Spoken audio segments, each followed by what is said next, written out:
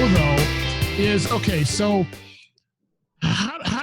tell us how it works. I saw the video on your website, and I've got a couple questions, but you explain how it works from your side there, as much as you're willing to tell, and then we'll go from there. Pardon me, it is public, so I can, and I do have the patent now, so it's not a problem explaining how it works. What I did in the beginning is, rather than having two reservoirs, I went with the same reservoir that was on the truck that I was driving. And I came from there and made a T on the hose, okay, right below that, where the windshield wiper fluid went to the windshield. And then I went and installed a pump right there. okay. And that and I ran the hoses down to these nozzles, as you can see in the video on the website. And that was the beginning, the one that I built.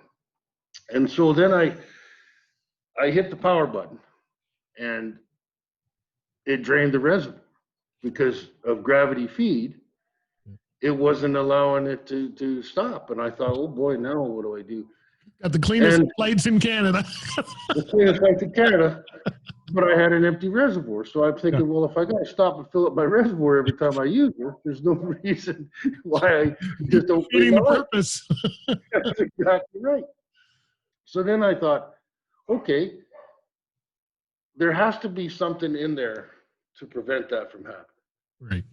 And I went on a research campaign, I guess you could say, and found I couldn't have a check valve in there because it wouldn't allow the fluid to go through. Right. I needed a valve that opened under pressure, but it stopped when the fluid stopped under pressure. It stopped it, and I did find that. Right. From a car dealership in Miami, Florida, as a matter of fact, and they shipped it to me, and it worked fantastic. And then I just played with it. I worked with different style nozzles.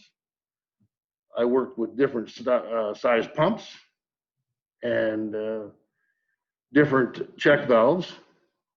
And I just continued to play with it and add things and take things apart. And I moved the pump closer to the nozzles and ran the switch into most trucks, as you know, they have a spare switch on the dash. Yep. That is already wired, and I ran it into that, and then it was just a matter of moving things around. For example, when I first started it, on the driver's side, it was about 2.5 seconds before the fluid got to the light. On the passenger side was about 5 to 6 seconds. That was too long. I didn't want that switch to be on for that amount of time. So moving some things around, I was able to get, when I hit the switch on the dash, the fluid would be at less than a second on the driver's side and just over a second on the passenger side. And that was fluctuating of where the hoses were going to be, and how they were ran, and it ended up working out well. That I think, and the way I had designed the system, when I hit the window washer, the windshield wipers went back and forth about 3 or 4 times after it was squirted with fluid.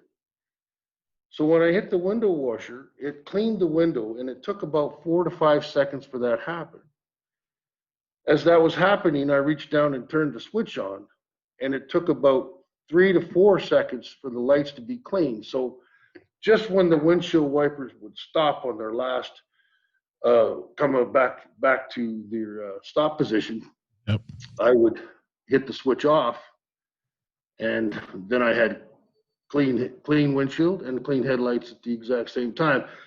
So every time I cleaned the windshield, I cleaned the headlights, because if I knew the windshield was getting built up with debris and road grime and all the other stuff that happens when somebody goes by you or passes, then you knew the headlights were good.